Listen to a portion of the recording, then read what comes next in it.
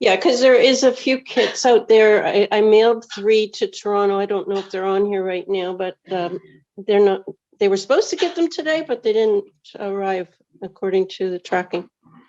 So I said I was hoping that you were going to record this and they can follow along on Facebook or whatever. Okay, so what we're going to make is a braided sisal, and it's about 3 feet long, maybe a little bit more. So the first thing you're going to do is open up your sisal. So this is actually what's in the kit. Okay, so you got 2 quick links, 2 rings, and 6 plastic parts. So I'm going to cut open the sisal, and if you open it up slowly, I had it measured so there was 3 equal. I don't know if we can do it or not, but here we go. Yep. So open it up slowly. We can get 3 equal lengths. And you'll find 1 length that's been already cut. You're going to put your ring over that and make it go all the way down to the other side.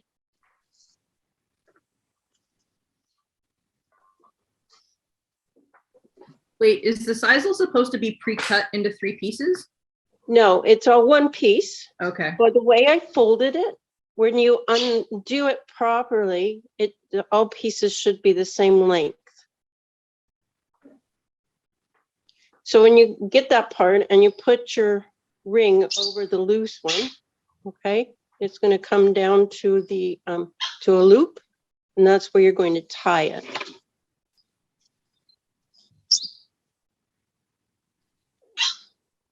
Making sure your ring comes through.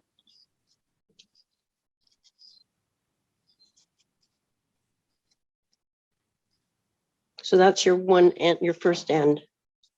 Now what I do is I put all 6. Well, first you have to cut the other end because you'll have one. Get rid of this thing. You'll have one end at the other end that isn't cut. So you have to take your scissors and cut that. So now you have 3 pieces. And they should all be the same length.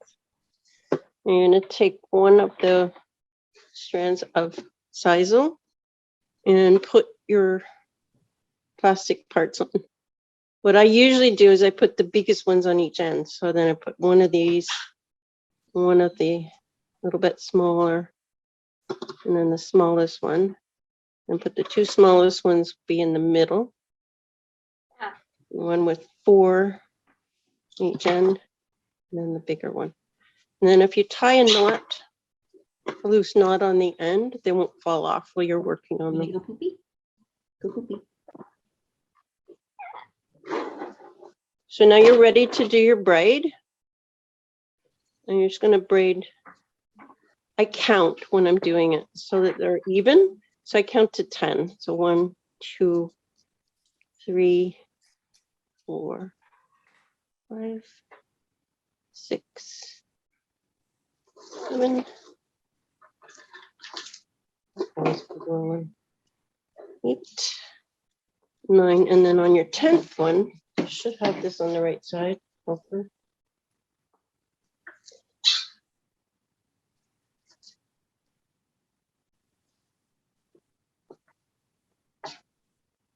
I usually do this with a it's out in the garage and it's a little bit easier because I have a clamp to put the end on. So I'm going to put this up to the top. So now you've got your first piece. So it's the 10th one. So then I'm going to start counting again. 1, 2, 3, 4.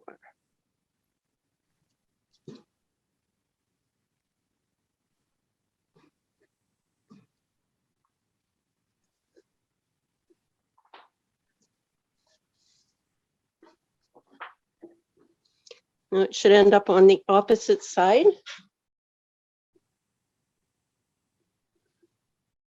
And your 10th one again.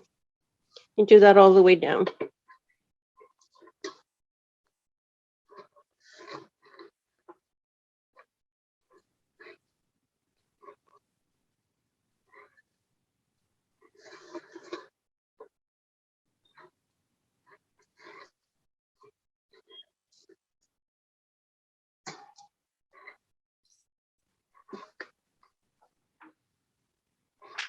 Haley, are you the only one with a kit? So, yeah. You're helping me, Augie.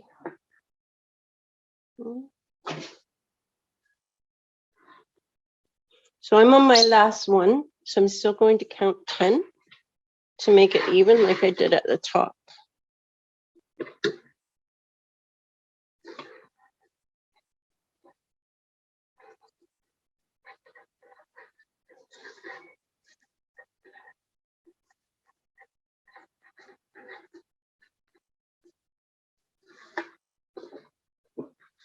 Now you can take your knot out of the bottom.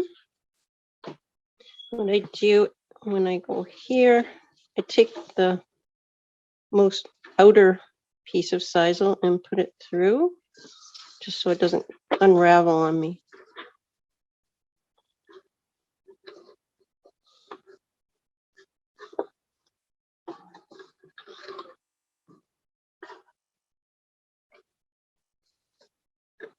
So to tie it off at the end, you usually have to fold one over like that. Have the other two, but you're going to put your ring on first. So the one that you folded, that's where your ring is going to be. And you leave lots of space because you have to tie a big knot and you got a lot of rope in there. You always bring the two that aren't in a loop through first. And then bring that one through.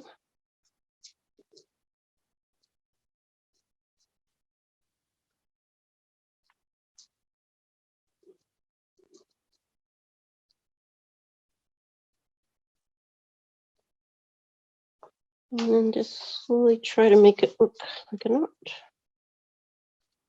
Sorry, I'm not in the camera.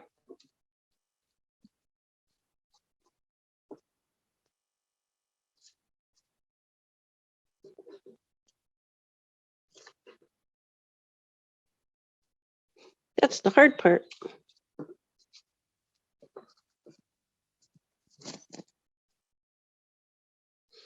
That doesn't look very pretty. Let's keep working it and it will eventually.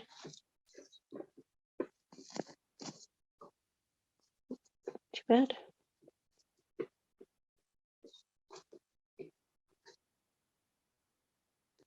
And then you just cut off your loose pieces after you're all done.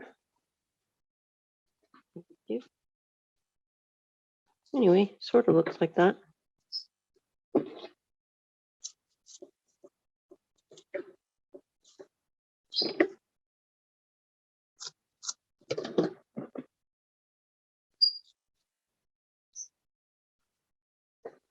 Quick links on, and that's it.